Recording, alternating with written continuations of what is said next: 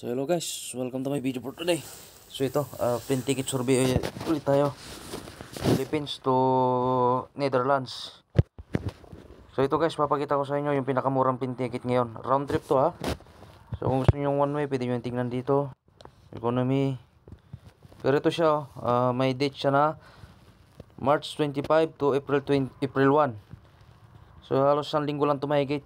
So yung gustong bumisita kay Tatay Digong, dito natin siya tignan sa Google Flight. So ayan o, 48,648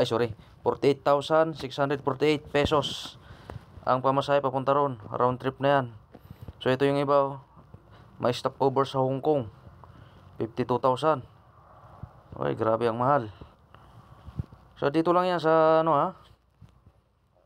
So ayan o. So ayan lang siya guys.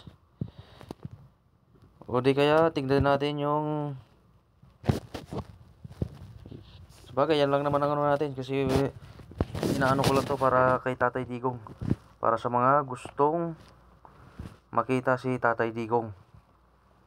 Dito nyo lang siya tignan sa Google Flights. Pero sobrang mahal ng plane ticket. Isang iPhone na to eh.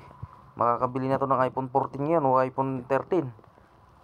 Pero ganoon talaga, kung mahal natin si Tatay Digong, lalo yung mga may pera, pupuntahan siya. So yan.